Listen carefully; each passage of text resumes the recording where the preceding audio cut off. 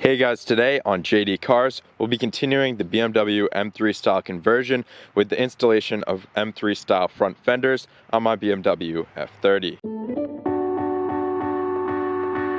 In case you guys haven't seen my previous videos, I installed an M3 style front bumper on the F30 here. As you can see, it looks absolutely killer. And I also installed an M3 style rear bumper. It looks pretty badass, especially with this custom carbon fiber quad exhaust. I love the way it looks. So today we'll be continuing that conversion by swapping out our stock front fenders for some M3 style front fenders.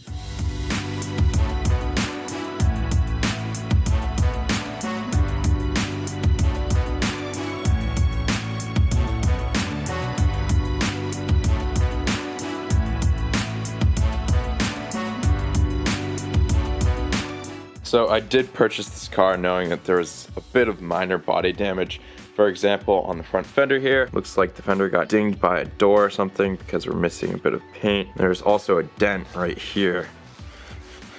Not sure if you can see it there, but there's a dent right in the fender. I also did have some front bumper and rear bumper damage on the stock bumpers, and I bought the car knowing all this and knowing that I would be installing a body kit of sorts. And the more I looked into it, I was like, man, everyone out there is doing an M Sport conversion. Let's do something different.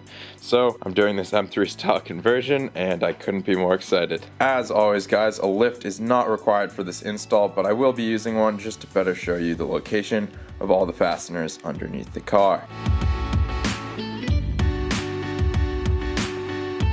By turning the front wheel inwards, you'll reveal 3 8mm screws on the inside of the fender liner here. We need to remove all 3 of these in order to access 2 screws up top.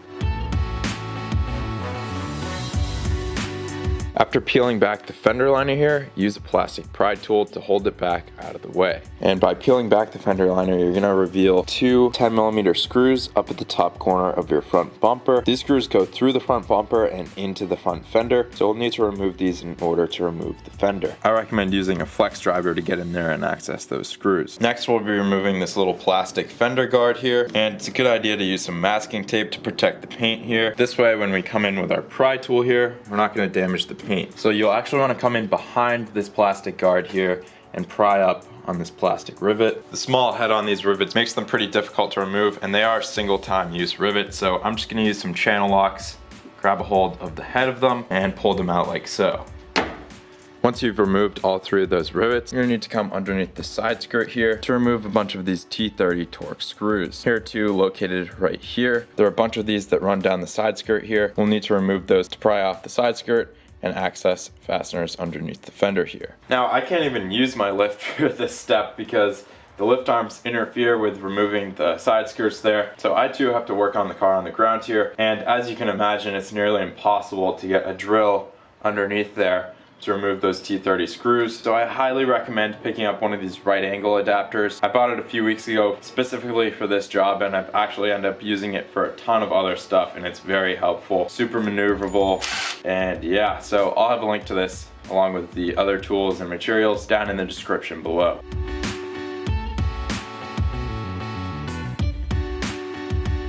I haven't removed all of the screws, but at this point I've removed 7, which should give us more than enough room to work here. So we're going to come in at the front of the side skirt here and carefully pull it outwards.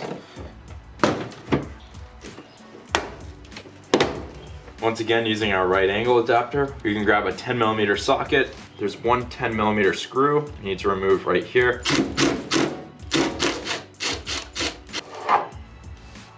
There is 1 more 10mm bolt right about here, but I'm gonna have to put the car up on the lift to better explain that. So coming inside the passenger door here, the next 10mm bolt is located right at the top corner of the fender here. Alright, I have the car back on the lift here, and I'm not certain I'll be able to show you this with the camera here, but you'll need to pry back your fender liner here, get that out of the way. Right back there is the 1 remaining lower 10mm screw, so we'll need to remove that in order to remove our fender here. I'll be using a 3-inch extension and my flex adapter to reach back there. You don't necessarily need a flex adapter. It is a straight shot right back to that screw. By the way, I know my car is filthy right now. Please excuse how dirty it is. But removing that final lower screw will release the lower part of the fender here, as you can see. So now we're gonna go up top and remove screws along the top edge. First, we'll need to remove 3 plastic rivets here. This will allow us to pry up this rubber guard here, revealing another 10mm screw right here, and one more in the top corner up by the windshield. And there's a third 10mm over towards the front of the car here. And I did forget about one 10mm. Try to show it to you here. It's hidden up underneath the fender liner. I know this isn't the greatest shot, but right there is one more 10mm that we need to remove to release the fender here, and then we should be able to pull the fender off the car. We'll also need to remove this plastic bracket here. Pretty simple plastic clip system. We're just gonna press in these clips and remove the bracket like so. And there we go, we've removed the stock fender, and now we can get going on installing our new M3 Fender. There are 3 things we have to rob off the old fender here and pop onto the new fender. Most importantly, starting with this bracket here, which our front bumper screws into, and where the fender attaches to the car here. To remove this, we're simply gonna press in on these little tabs and pull the bracket out.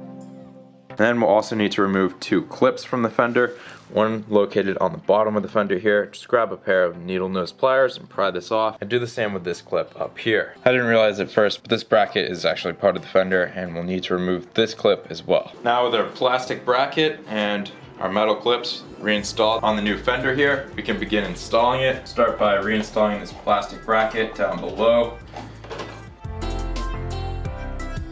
Now it's a good idea to begin by just loosely hand threading these 10mm screws into the top of the fender here, hardly tightening them down at all, just to hold the fender in place while we get it positioned. From here it's pretty self-explanatory, it's just the reverse of the removal process. I'll begin by reinstalling the 3 10mm screws, one here, and one at the bottom. I'll get those torqued down, and then I'll focus on getting this top edge lined up with the hood and torquing down these 3 top 10mm screws.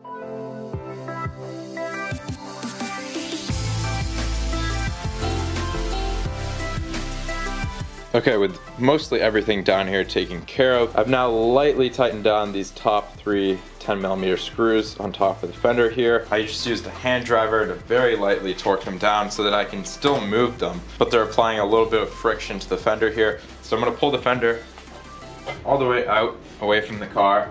I'm gonna lower down the hood here, let it shut all the way. And now, because I have that friction, I can carefully push the fender into place, and it should hold itself there until I raise the hood back up and tighten down those 10mm screws.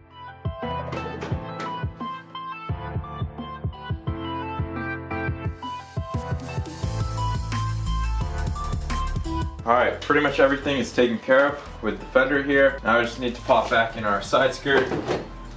We'll need to reinstall 3 new rivets for this Fender Guard right here. We'll need to reinstall the 2 10mm screws to secure the bumper, as well as those 3 8mm screws to secure the front of the fender liner.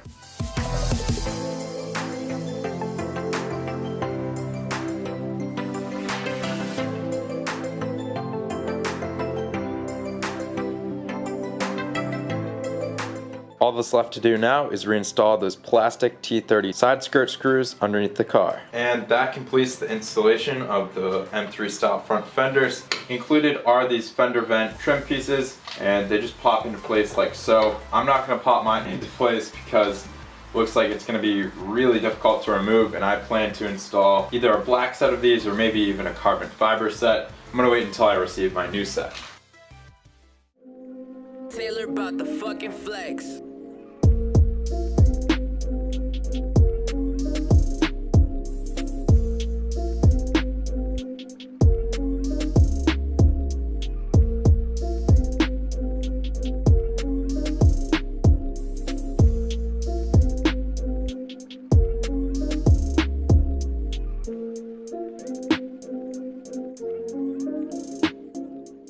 Well guys, it's starting to rain here. Gotta wrap up this video, but I really hope you guys enjoyed. I am really happy with these M3 style fenders. They really helped in shaping up the look of this conversion. One of my favorite parts about it is that it matches up with the factory lines on the car here. Try to catch it in the light. There it is. As you can see, it matches up with the door line here and wraps around. I think it just looks really cool. And it'll really look sweet once we have those carbon fiber side vents in. I'll see if I can get my hands on those in this coming week. The fitment came out really good, starting with the front bumper here and with the hood. Turned out really good, even along the door line here. So I'm super happy with the fitment. Fred from Hardy's Auto Body did it again with an amazing paint match, and I really couldn't be happier. So a big thank you to Bryan from Kies Motorsports for making this video possible. KiesMotorsports.com has all the BMW parts you could need, including all the parts from this body kit. Bryan also runs the Kies Motorsports BMW YouTube channel, which has some really informative videos. I've learned a lot myself from watching his videos, so definitely check out his YouTube channel and website linked below. Also, I want to make a quick giveaway announcement. I just dropped these sweet new limited edition JD Cars 4th of July edition t-shirts. As you can see, I had the JD Cars logo made up in a 4th of July American flag theme. It looks really sweet. I can't wait to be rocking this on the 4th. Also, these t-shirts are super soft. They're next level performance t-shirts with the tearaway tag, so they're super comfy, super soft, and they fit great. We also just released a version of this shirt with the same American flag logo on the front, except in the back it has a modded in America graphic on it. Pretty sweet.